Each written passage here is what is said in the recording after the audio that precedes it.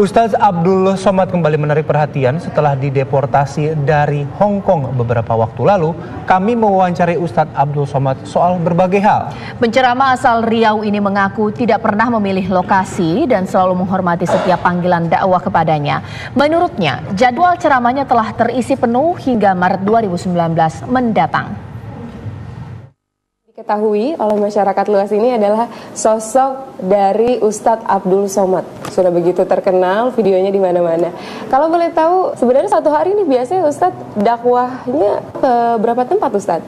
Saya berceramah hanya pada kajian subuh Sabtu di Masjid An-Nur dulu. Ketika pulang saya fokus untuk memberikan kajian hadis di Masjid Unri Universitas Riau. Kemudian 4 tahun penuh membludak di masjid, pindah ke Masjid Al-Falah. 2 tahun kemudian penuh lagi, pindah ke Masjid An-Nur.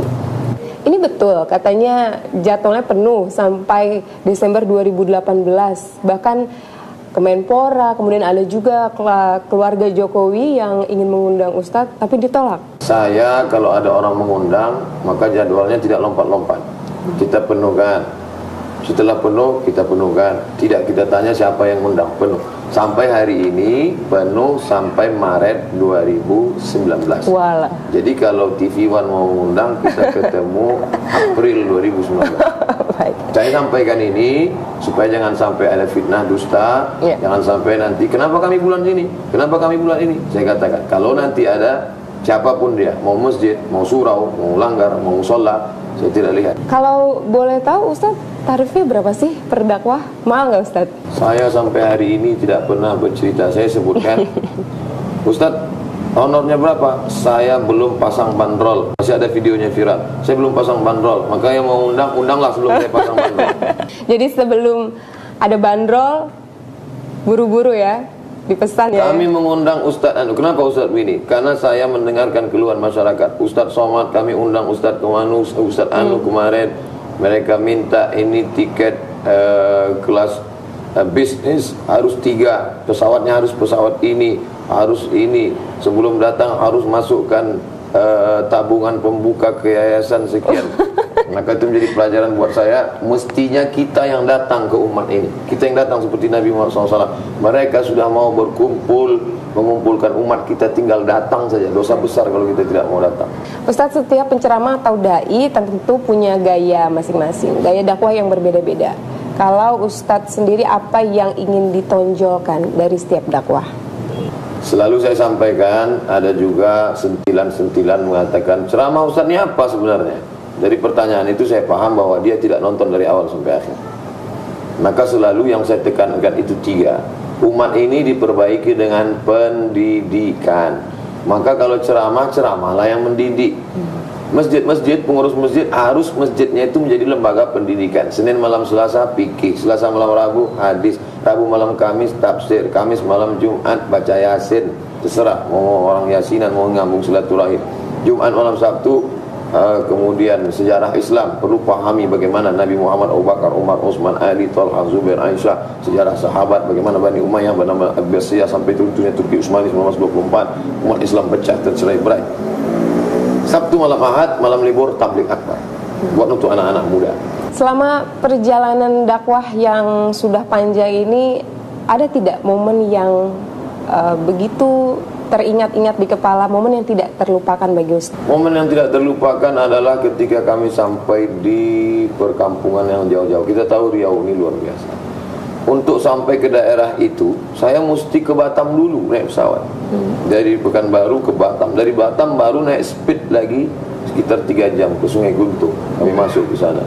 Kami berangkat juga ke tempat Pulau Kijang. Lalu kemudian kami berangkat pula ke perkampungan suku Akit.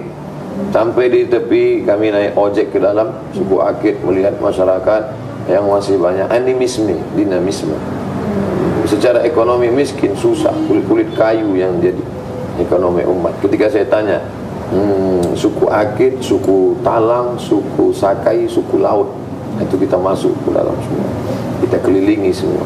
Nah, ini. Jadi maka ada program khusus, saya khususkan dalam setahun 2 bulan. Bulan Februari bulan Agustus, karena ini libur semester, jadi saya bisa seminggu di dalam. Kita ingin juga berbicara mengenai isu internasional dan nasional. Isu internasional yang saat ini tengah bergejolak ketika ada langkah Presiden Trump yang mengakui Yerusalem sebagai ibu kota Israel. Bahkan pemerintah Indonesia juga sudah menyatakan pandangannya. Apa pendapat Ustadz atas langkah Trump ini? Penjajahan di atas dunia harus dihapuskan karena tidak sesuai dengan pri kemanusiaan dan pri keadilan. Itu terngiang di telinga setiap anak Indonesia yang cinta NKRI dari sejak mulai SD sampai SMP, sampai SMA, sampai kuliah, sampai dosen, sampai PNS, sampai hari ini kita penjajahan di atas dunia harus dihapuskan. Ini penjajahan menurut Anda? Ini penjajahan harus dihapuskan.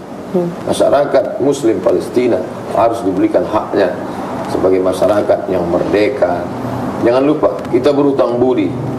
Orang Melayu berkata pisang emas buat berlayar, pisang raja di dalam peti. Hutang emas dapat dibayar, hutang budi dibawa mati. Mufti kerajaan, Mufti Palestina dulu yang pertama mengakui kemerdekaan kita bangsa Indonesia.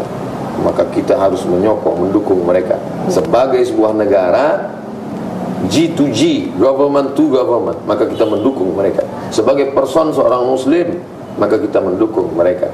Oh, apakah seorang Nasrani yang di Indonesia tidak mendukung Palestina? Mendukung, karena saudara-saudaranya yang ada di sana juga di bawah jajahan Israel, mereka juga teraniaya di sana.